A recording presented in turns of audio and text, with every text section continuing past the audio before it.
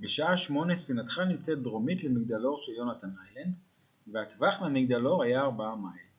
מהירות הספינה 6.9 קשרים. הספינה מפליגה בעזרת מפרשים בלבד. הספינה צריכה להגיע למצוף הנמצא באתר 32 מעלות 53.2 דקות צפון ו-34 מעלות 50.5 דקות מזרח. הרוח בין שני האתרים היא נגדית. על הספינה להגיע בדרך הקצרה ביותר. הספינה יכולה לחדד לרוח 40 מעלות בשני המפנים. הרוח גורמת לסטייה של 6 מעלות.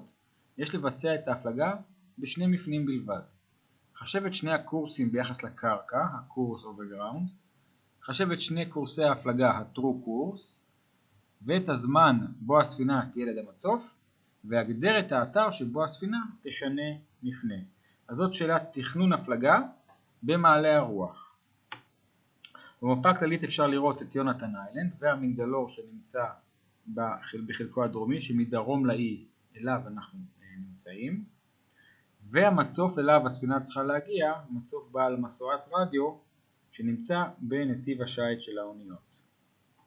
נסמן תחילה את מיקום הספינה, מדרום לאי, תכווין 0.00 מעלות, נסמן את המרחק 4 מייל מהמגדלור, וזהו מיקום הספינה בשעה 8 בבוקר. כאשר הרוח היא נגדית, אנחנו צריכים למצוא את כיוון הרוח. לשם כך אנחנו מודדים את כיוון ההפלגה הישיר בין נקודת המוצא למצוף שאליו הספינה צריכה להגיע. נמצא שכיוון הרוח מגיע מ-100 מעלות. נרשום את נתוני השאלה. Speed over water 6.9 קשרים. הרוח מגיעה מכיוון 100 מעלות. יכולת החידוד 40 מעלות. ה-leeway הוא 6 מעלות. נרשום את הנתונים בטבלת המפנים. כיוון הרוח 100 מעלות. ממנו נחבר ונחסיר את יכולת החידוד של הספינה. נקבל את ה-True Course, שניהם 140 מעלות ו-60 מעלות, שני הקורסים האמיתיים שהספינה צריכה לכוון. נחבר ונחסיר את ה-leeway, 6 מעלות, נקבל את שני הקורסים ביחס לקרקע שהספינה צריכה להפליג, 146 מעלות ו-0.54 מעלות, וזוהי גם תשובה א'. כדי למצוא את הזמן בו הספינה תהיה ליד המצוף, עלינו לסרטט את כיוון ההפלגה, את קורסי ההפלגה. אז את המיקום של הספינה כבר סימנו. בשלב השני אנחנו מסרטטים, נבחר את הקורס overground הראשון, ה-146 מעלות, מפני שאם נתחיל בקורס 0.54 מעלות, אנחנו בעצם נצא מהמפה, בחלק הצפוני של המפה אנחנו נצא מהמפה ולא נוכל למדוד את הקורס. לכן נתחיל ב-146 מעלות, נסמן עליו שני חצים. בשלב השלישי נסרטט גם את קורס 054 למצוף שאליו אנחנו צריכים להגיע.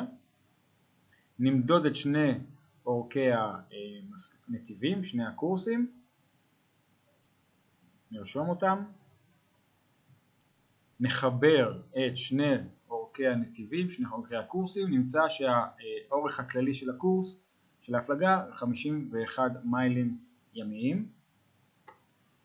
זמן ההפלגה הוא 51 מיילים ימיים, לחלק למהירות 6.9 קשרים, שווה 7.4 שעות.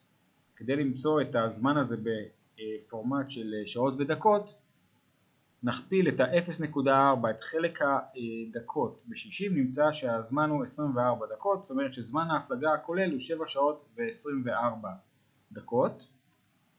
זאת אומרת שאם יצאנו בשעה 8 בבוקר, אנחנו צפויים להגיע, הזמן הגעה המשוער הוא 15:24, זאת השעה בעצם, 15:24. כדי למצוא את האתר שבו הספינה תשנה מפנה, אנחנו צריכים להוציא את המיקום של החיבור בין שני הקורסים ביחס לקרקע. וזהו המיקום, זו גם תשובה ד'.